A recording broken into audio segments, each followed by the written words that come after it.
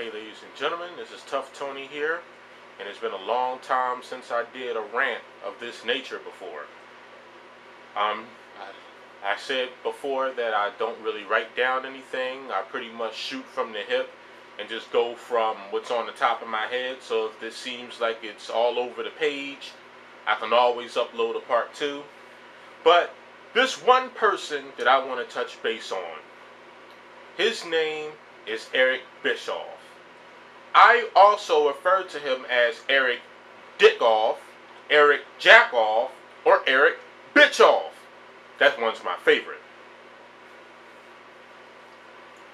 You're talking about a guy who is possibly the biggest cancer, leech, HIV disease, next to Vince Russo, to ever be a part of professional wrestling. Alongside with Vince Russo, Hulk Hogan, Sid Vicious, and Kevin Nash. But I'll talk about them on another time. Where do I start on Mr. Eric Bitchoff? Let's start from the beginning, shall we? You have a guy who's humble or not so humble, whatever you want to say. His humble, not so humble beginnings in AWA with Vern Gagne up in Minnesota, where he was the C commentator after A and B. He's like the equivalent of like Todd Grisham is on SmackDown or something or whatever. And when he wasn't doing that, he was getting coffee for Vern. So what happens? Jason Hervey, yes, the guy that played Wayne in the Wonder Years, who, a show, by the way, who remembers the Wonder Years? Everyone remembers the Wonder Years. I sure as hell remember the Wonder Years. And to this very day, they still have episodes playing on television that also get higher ratings than TNA Impact does. And more viewership per week when they come on. Surprise, surprise. So you have this little midget Jason Hervey. Now, I'm not a tall guy, but I think I'm way taller than he is. Writes Eric Bischoff a bunch of phony resumes. Now, this was new to me. I just found out this information that he got the job at WCW with a bunch of phony producer resumes, saying that he was a part of shit that he wasn't even a part of. So right then and there, you know this motherfucker was full of shit. So what does he... And this son of a bitch goes to WCW as an executive producer. Meaning everything that goes on with this show, he has control over. He has an unlimited bankroll in Ted Turner's money. And to this very fucking day, I never ever knew what Eric Bischoff's role in wrestling was. He seems like he has no idea what the fuck he's doing, no matter what wrestling promotion he's in. The only thing he's fucking done with Ted Turner's money is overpay people that couldn't pull their weight in the ring. You overpaid 40-year-old, 36-year-old, well, not even 36, 38 to 45-year-old guys in WCW who are stars elsewhere, who can't even pull their weight in WCW, and because you signed them to such inflated guaranteed contracts, they really don't have to do a fucking thing you tell them to, because they get guaranteed the fucking money. Gotta drink something to cool me the fuck down, because it's getting hot and my air is on full blast.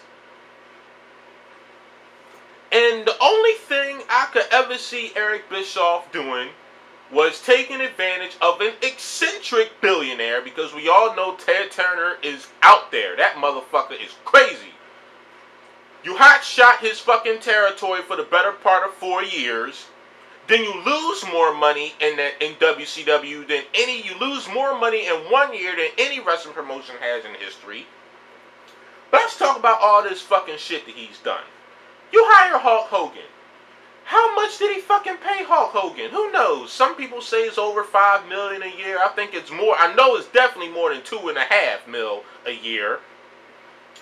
Then you hire the ex-WWE guys. You make the NWO. And by the way, nothing Eric Bitchoff has ever done in wrestling has been original. He has stolen every single thing that he has ever produced in WCW from somewhere else. You steal people's talent. You overpay them more than they're worth. Everybody in WCW is on an inflated contract. You steal the NWO from the people in Japan, from New Japan Pro Wrestling, who, by the way, the Japanese NWO was a hell of a lot better wrestlers than the American NWO, because besides maybe Scott Hall, none of them can fucking wrestle. It's like, this son of a bitch, then he hangs out with these guys. You hang out with your Scott Halls, your Hulk Hogans, and your Kevin Nash in the bar. All four of these idiots fucking hanging out. I don't know what they was doing. Stroking each other's egos or stroking each other's dicks. Because that's what it seemed was going on. Eric Bischoff pretty much hanging out with a bunch of guys in their 50s. Acting like they're adolescent high school jocks to play football, acting like they're the coolest, hottest thing around. And they were, but I never watched WCW when Hogan was there anyway, so I couldn't tell you. And Eric Bischoff, man, I hang out with these guys, so I'm the shit too. Fuck you, Eric Bischoff. Fuck you to fucking hell. Kiss my fucking ass, you stupid piece of shit, Eric Bischoff. But people usually give him a little bit of credit. You've done the right thing with Ted Turner's money. But what happens? Sure, WCW dominates the wrestling world for about 2 years. A year and a half, 2 years. You win in the ratings. Then what happens in year 3? Because of shitty booking, and what I mean by shitty booking, remember that fateful night when Mick Foley won the WWF title for the first time, and Tony Schiavone says, oh, that's going to put some butts in the seats? Yeah, I'm pretty sure Disco Inferno got TNA more ratings last week. Yeah.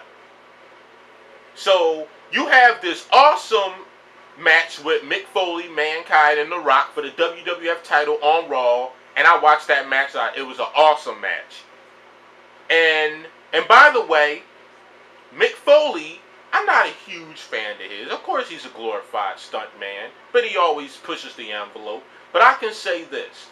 Mick Foley has drew more money than probably 75% of anybody that ever came through the doors of WCW or the WWE. Period.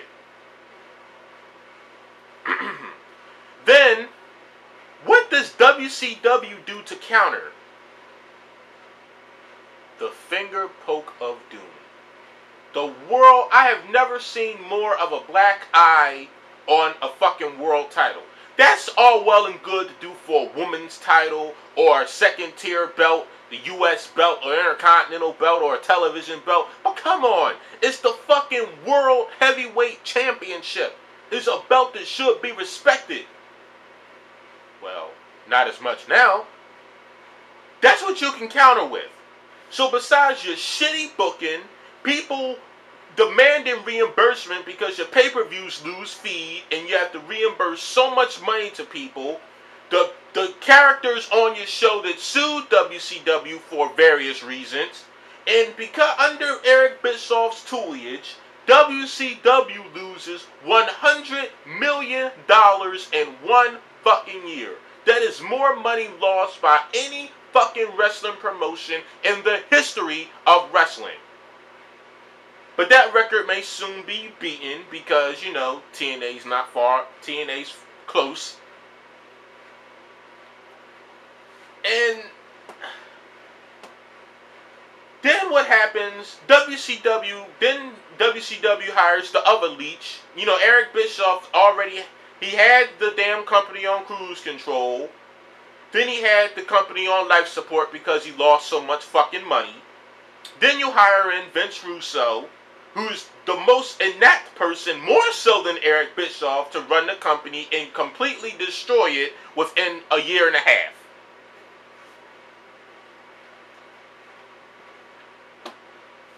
And then you go to Raw, Eric Bischoff, and to this very day, I'm surprised that WWE Raw is still on the air. With Eric Bischoff at the helm, even though those general managers really don't do anything, just make a couple matches, not really an executive producer or anything. But then you figure, yeah, look at the quality of main events you had when Eric Bischoff was at the helm.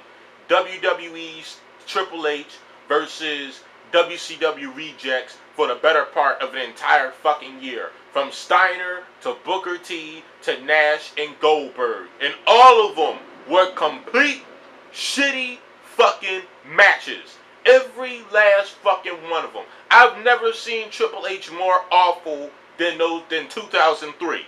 I tell you that much. And then, lo and behold, sometime November of 2009, we get word that Hulk Hogan becomes business partners with TNA President Dixie Carter. And I said to myself, well, a lot of people said this could work, just give TNA the publicity that it needs. The only thing I said to myself, I remember when I first seen the little announcement, their little podcast, or the shit they played on Impact back when I used to watch Impact, when Impact it wasn't a better place, but it wasn't as fucking infuriating as it is today. And the only thing I said is that TNA is done for. Stick a fucking fork in them. They are fucking done. And what happens January 4th, 2010? Hulk Hogan, like you said, with my TNA moving to Monday Night's Rant. It's the fucking lowest rated segment in the history of TNA, Hulk Hogan coming out. And then Eric Bischoff comes out with him.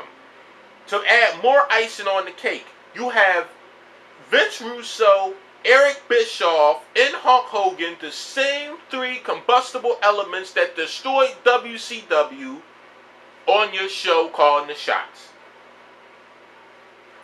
Not only, and then what makes me so fucking pissed about Eric Bischoff, is that Eric Bischoff has the nerve to tell people how to run and how not to run a wrestling promotion.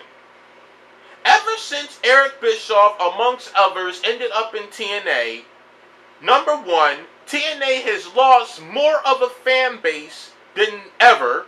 Their pay-per-view buys are extremely low. You went from them going anywhere in between 30,000 to 60,000 pay-per-view buys to now they're struggling to get anywhere in between 5 and 10,000. The ratings have been at a long time low ever since these son of a bitches came around. Eric, first off, you haven't made any money in TNA. Actually, as a matter of fact, you had to take a pay cut so other wrestlers who weren't getting paid can get paid. And I was reading an article about TNA talent having a meeting, and I'm talking about the real TNA talent, not your WWE rejects. The only WWE rejects that were there were the Dudleys and Tommy Dreamer.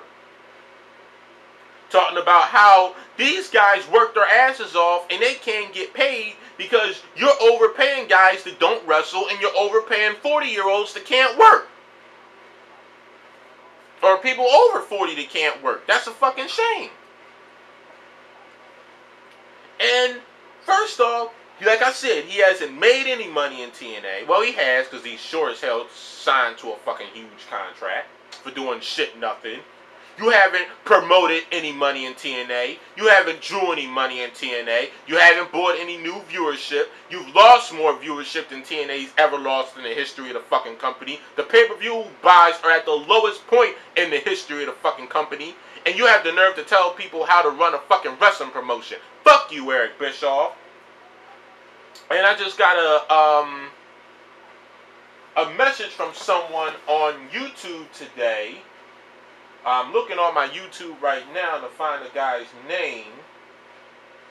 But now my computer wants to act fucking slow. The fucking pieces of shit. What the fuck? Come on, assholes. As he always sends me, I think his name is Dante320, I believe. Yes. Dante 320. I hope I'm pronouncing that. I hope I'm pronouncing that right. He said I should talk about what Eric Bischoff said about the IWC. It's not an old wrestling promotion. It's our internet wrestling community. First off, there are more members in the internet wrestling community. It is a community that I am so happy to be a part of. They have more people than watch TNA's programming. Hell, if you accumulate our videos, half of the people have more video views than TNA pay-per-view. I'm hoping to one day get that type of viewership and that type of following, and I'm going to work hard to do it. And you bash us for saying, well, these guys never worked in the wrestling business. They have no idea what the fuck you're talking about, what the fuck they're talking about. First off, if it wasn't for us, there wouldn't be a fucking wrestling business in the first place. You're talking about TNA, where most of the people who watch their show watch it via the internet. If it wasn't for that, you would have fucking zero viewership. Because sure as hell, damn near, what, 2% watch the fucking Pawn Stars. The fucking Pawn Stars show gets 100 million fucking views, 100 fucking million views a week. Raw can barely get 7 million, anywhere between 7 million and 14. TNA can't even get 10. And when I'm talking about 10, I'm not talking about 10 million. I'm not talking about 10,000. I'm talking about the number 10. The number that comes after 9. That's what the fuck I'm talking about. And I wage my bottom dollar. And I don't have much money, but I will wage my bottom dollar that anybody who is a part of the internet wrestling community, number one, can do a better job at running TNA than anybody on TNA's creative team. And I guarantee that any of us will do that shit for free. And within 6 months, number one, the pay-per-view buys will be over $200,000 per unit, per show in America. We will have higher ratings, and we'll have better wrestling. Any of us can run a better fucking wrestling show. All Eric Bischoff believes that wrestling should be promoted by old farts that get overpaid to do a fucking job that they can't fucking do. Oh, and Eric Bischoff has been presiding over a show that can't even get 10,000 people to watch the show for free on a consistent basis. Eric fucking Bischoff. You know what? I wouldn't even shake his hand if he presented it to me. I may kick him in the balls, but fuck Eric Bischoff. If you need me to do more personal rants on certain people in wrestling or certain people in general, I can do some research. I can come up with something.